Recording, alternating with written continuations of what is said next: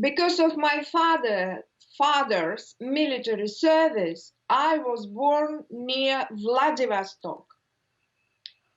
He was married, so with his wife they came to complete his military service to the place he was sent off, and I was born there.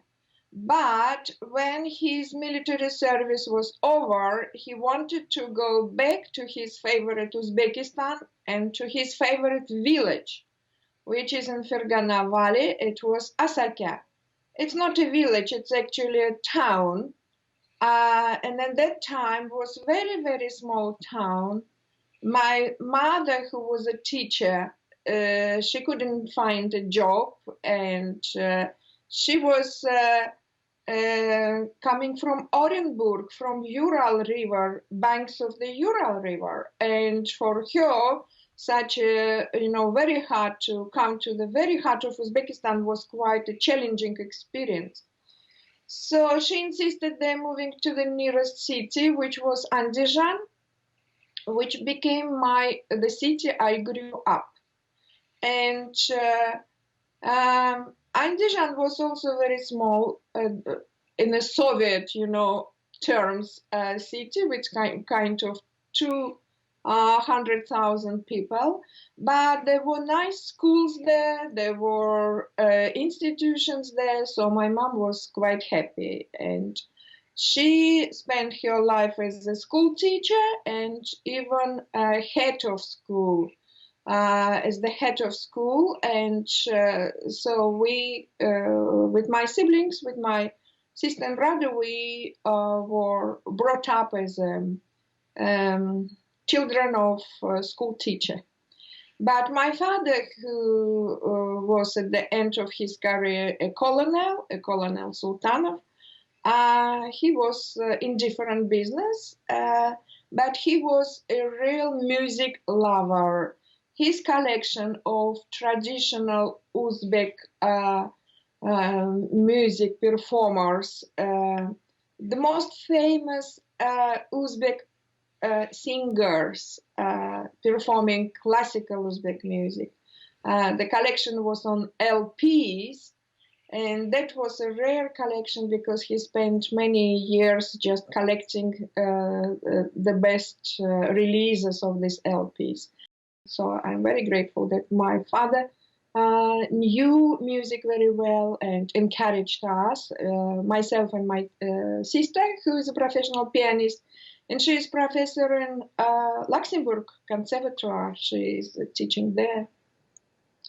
So it was different, as you can see, and I always like pointing out that being born on one side of the huge, Eurasian continent, now my life is, it's a destiny that I'm living and working on the opposite side of the Eurasian continent, which is the United Kingdom, London. It was not typical for a girl to go study music. Of course, you play a national instrument, but it's better than being a dancer in Uzbekistan for a girl, right? I would suggest to say that for educated families, for the families with educated parents, it was a very common case. All children went to music schools, whether they were girls or boys. My brother also studied violin, for example. My sister is a pianist, and I'm actually originally I'm a pianist. The traditional instrument I learned later when I moved to the UK or to Europe. It was first to the Europe. We moved to France, Germany, and then to the UK. And I was one of those many girls or many, children who went straight to study music. And piano was the most popular instrument at that time. I can't remember anyone in my class. And I went to the school number 1, which was the best school, in Andijan. All those music schools, they were open for children. And if you pass the entrance exam, you would be accepted. And it was completely free of charge for parents. So that was the reason many children, they went to school, music schools, and they had degree in music. So you were growing up in this marvelous Fergana Valley. It is a. In fact, I haven't been there. I have been in Osh, in Kyrgyzstan side, but I know Fergana is Fergana, and Andijan is a very historical town also for Central Asia, where Babur lived. Big history, but history also connected with Europe because of October Revolution, Bolshevik Revolution. Many prisoners of war, World War One, end up in Andijan. There were some theaters they opened, cafes. So you were a young woman going there to school. How was the environment for you? Were you Russian-speaking child who was elite, so to say, and there were, daughters of farmers who were playing together with you? It's a good question, and you asked actually several questions at the same time. Uh, Andijan was a very special city because, as you know, Fergana Valley consists of three different cities: Andijan, Fergana, and Kokand. Andijan was, I believe, the biggest one. We had, medical institutes, and other institution, which means that that was a big city even for students, to come and to study there. And Andijan was also a very green city, would you believe? But every year, while I was studying in the school number one, by the way, it was a Russian school, so Russian language school. Russian was dominating at that time. And certainly all parents wanted their children to go to the best school. It's how we have in our class multinational, representatives. For example, we had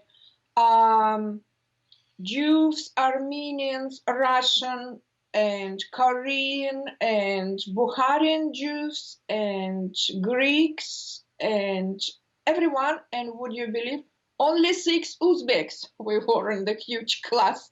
So we were a minority, although studying in Russian in the very heart of Uzbekistan, but we were minority. I would suggest in May, we had to, one of the day was dedicated to our visit to the park after Alisher Navai, which took a 1 day long journey because the school, Andijan school, was on the other side of the Prospect Navai. And we walked the whole class to the celebration of roses. So we had a festival of roses every single year in the park when all farmers from different parts of Andijan district and even Fergana Valley used to bring different roses. And the festival lasted just 1 day, and we were all kinds of, members of a jury in a way, because we went from one exhibition to another one, comparing roses, comparing smells, comparing, the pleasure. And that was the time when we all had no photo cameras or anything, just to take, any pictures. So it's all still in our mind, in our memory. And we had many, many, very interesting memories from our childhood, because we had the festivals of choir, for example. In our school, we had a very nice choir teacher. So we used to sing, we used to be part of competition in math, in physics and everything. But apart from curriculum, school curriculum, we all also were involved in these music competitions, and choir, particularly our choir, school choir, was one of the best in the city. So you were minority at school, but I imagine it was not traumatizing because the culture surrounding you was your native Uzbek, right? That was the time in the Soviet Union when the whole education system and curriculum in schools, curriculums in universities were based on the Russian language. So that was normal. That was normal for us. And even for myself, I remember when my father's um, families were coming from this Asaka and nearest other villages of Andijan to visit us for celebrations or for weekends. I hardly could, communicate. Perhaps it was the age also, because I was busy with my school, duties, homework, and so on, and piano, playing and preparing myself for the next lesson of piano and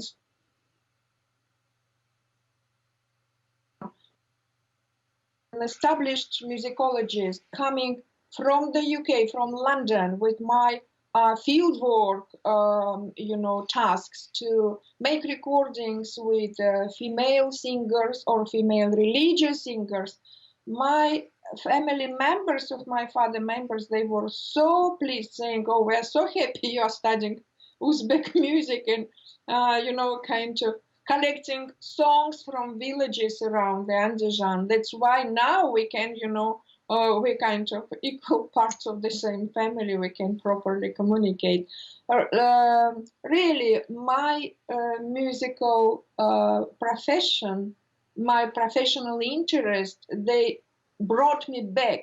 I mean, while as a migrant from former Soviet Union, I was moving to the West, to the last point of this Euro-Asian continent, my interest and my professional research, focus was more and more concentrated on the place of my origin. Because as you said, Andijan was the native place for Zahireddin Babur, who was the founder of the great empire of Moguls. So Babur name is still like a very famous, well known in India. When only you come there and you say that I'm from the same city as Zahireddin Babur, people are very pleased because everyone heard and knew, and it's their school curriculum, that Zahireddin Babur was the founder of the great Mughal Empire. Yes, and from this city, it was a real privilege, a privilege. I was lucky to grow up, to have a chance to grow up in such a city. It is amazing. I was reading Babur's book. He wrote diaries. He was an educated, enlightened man in his own terms. And when I read the name Osaka, your father's village, I thought it's something like Japanese. It's this name sounds a bit different than I know. You're right.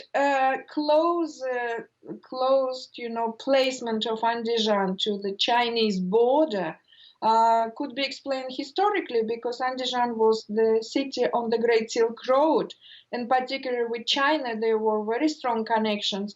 Just to let you know that, for example, after the Great October Revolution in 1917, in Andijan, there were still some Chinese banks. And by the way, Chinese names, were quite popular among local populations. For example, in our, I remember, yard, we lived in a flat, in a huge block house. One of the flats, belonged to the Uyghur families, which means we had Uyghurs living, in our city.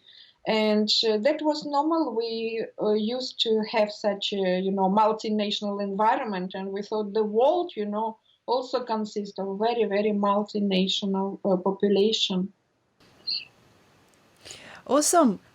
I was thinking of your travel, as you mentioned, from Vladivostok, Central Asia, and Europe and back. It's a kind of loop. You are back in a sense of your research. But it's interesting for me how you end up in Europe in the first place. It's a good question from the point that when the Soviet Union has collapsed, many families, many professionals having this challenge, to try to find a job abroad and so on. They went to different countries. Our way, of my family way, was of the way of receiving grants. Grants for your research, grants for the books translation, like it happened with my husband, who is a very famous Uzbek writer. Or in my case, why we moved to Germany, because I received a grant from Bamberg University. It's Bavaria, one of the richest places in Germany, to help with translation, with transcription, musical transcription of Uzbek songs in Afghanistan. If you remember, during the war of the Soviet Union with Afghanistan, we didn't have much information.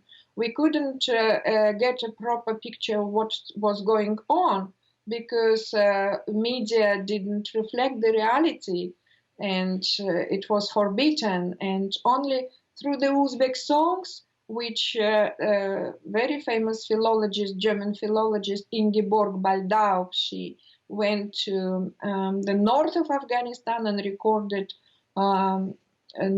huge number of Uzbek songs there, because there is a large Uzbek population. But by just transcribing these songs, I discovered that it's another, part of the Uzbek culture, another very important location where to study the old Uzbek songs would be an appropriate place. That was the beginning of my long-term involvement with the study of music in Afghanistan, in the north of Afghanistan in particular. That's why I produced a documentary film, and the book is about to come out, a book about songs of Uzbeks and also Kazakh, Turkmen, and Kyrgyz communities living in the north of Afghanistan.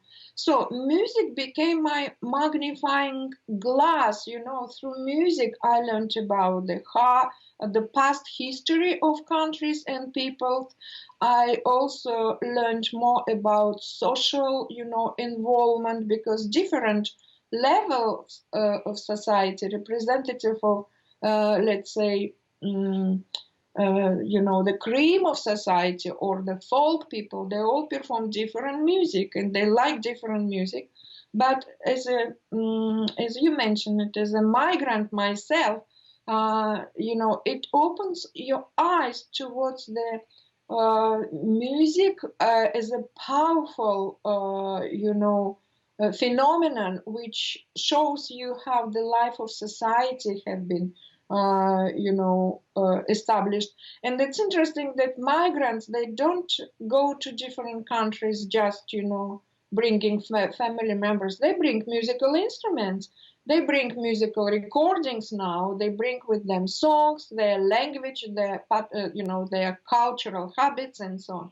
And it's very interesting phenomenon to work on it. And it's my one of the last current research project on migrants, Central Asian migrants, and their life within Russia. And by the way, migration is a huge phenomenon.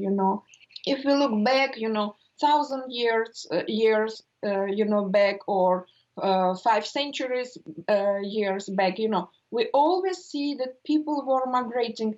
And look at the great phenomenon we all know well, called the Great Silk Road. It's also a phenomenon, historical, geographical, political phenomenon to study for us, scholars, and musicologists, about how neighboring people, could collaborate and could get agreement about everything from economic relationship to cultural relationship without wars and without any political problems. They knew how to get agreement, in the medieval times. And many things, from medieval times could be learned by people today, but unfortunately, our world is a very difficult place today. And the migration is really an exciting phenomenon to study. And so far, now with the world, where so many migrants are coming from different places, and the whole globe became a small place because of migration. I think scholars, it's our scholarly task to pay more and more attention to the migrant phenomenon. Absolutely, and also you are as a migrant interest me. You wrote, so you came to Germany and your husband came with you. It is not typical because typically husband moves and wife follows. So you went to after that France and Great Britain. You end up in Great Britain, and you mentioned once that it was difficult for you, difficult journey. You had to learn French. What is it about? In fact, our way was a bit different. First of all, it was France, where my husband got a scholarship for translating the classical Uzbek poets like Navai and Mashrab into French. He worked together with Jean-Pierre Balbe, an outstanding French poet, and they produced several books published by Gallimard, the most famous, publishing house in France. My way, because I was traveling with my husband, but as all Soviet people, I didn't speak any foreign languages. I didn't speak any languages, and for me it was a terrible, challenge. Every time people around the table or in the exhibition or in the museum or in the poetry club, start speaking French, although I was very, I love the language because of its particular musical intonations, but I didn't know anything. So I had to learn language while I was in France. But the life turned, unexpectedly that I applied for grants everywhere and received it in Germany. So coming to Germany, to Bamberg, from Paris to southern Germany, I had to start learning German. I mean, it was not difficult with German people because their foreign language education is very good. So, which means it was easy to speak at the beginning in French. People would understand you, but then slowly, I learned German, and that was good experience. So I had already two languages, foreign languages to communicate. But then my husband got a job in the UK, in London, and the whole family we moved there. And that was a real challenge because English people, they don't like someone speaking French or German to them. They would like everyone speak English. And my English was miserable. I mean, it was kind of, few years in the school, in the comprehensive school. And that was not, I didn't have any experience. So I had to drop off, French and German and to start, learning English because it was the only way to communicate with people around. And that was not at all an easy experience, but I like the country now, and I like people who help me with, this to get over, those difficulties. And slowly, I'm getting, accustomed to this culture. They also like, Central Asian people, they like very much drinking tea. So, and they like tea with milk, like it used to be in my childhood. So there are many, common features in there and the culture of Central Asian people, which I found more and more, and it helps me to like the English language. So you came to London speaking few words in English. People look at you. So you try to find your way. And you went the way that now you write in English and you teach in English, right? I'm very happy. It's a privilege, and I'm very lucky to be in this country because not only I'm teaching in English, I have a PhD students, and they're writing their thesis, their, the highest, genre of research project for the universities around the world, which is the thesis. And they're writing it in English. So certainly it's a great, a huge responsibility, and it's a challenge. But students are so talented. And I would like to say that because I'm from family of a teacher, my mother was a teacher and my grandmother was a teacher. So for me, it's a real pleasure. I like it. It's a joy, and it's a huge experience. Doesn't matter on which languages, just teaching and helping students. It's always, a great pleasure. It's my duty, first of all, but it's also a pleasure. And students, they bring you such a stimul, they teaching while you're teaching. It's also stimulating you to do your own research, and in a way many kind of opportunities to approach to the same subjects from different angles and so on, coming from this teaching experience. And when students are good, and I have a very good students, students are really helping to get this kind of inspiration for your future work. So I'm very, very lucky from this point, and I'm grateful to my destiny that I'm continuing, this musicology program teaching. I started from London University, which has different institutes and colleges, and Goldsmiths College was the first one place I was very happy to be involved in the teaching process. And he's a great musician who plays Afghani rubab. The advantage of John Bailey's career and his studies that he always works with his wife, Veronica Doubleday. She's a singer, she's a musician, and together they perform all over the world Afghani music. And they work mostly on Kabul and Herat, districts, which means they're on their study is about the central capitals, of Afghanistan. They worked with the most famous musicians in Afghanistan, and they learned plenty of music they're performing, and they're great, very inspirational people. So I was very lucky to work with John Bailey. Later, I moved to SOAS, which is School of Oriental and African Studies. It's the main belonging to the London University. SOAS, it's the institution which is concentrated on the study of Asia and Africa, and the music department there consisted of quite a special place because only ethnomusicologists are working there, which means they're all dealing with the study of traditional musics from different parts of the globe.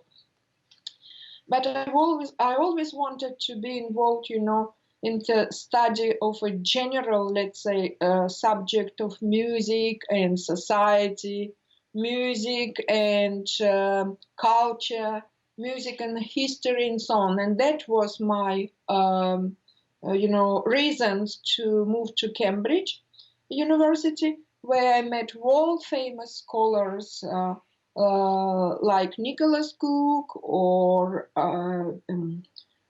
John Ring and other famous people, and that's a real privilege to work with them, to be nearby, to see how much they achieved, to see, the fire in their hearts, in order to study music and to teach students and to encourage others to follow their way. So it's a real, luck to be involved with Cambridge.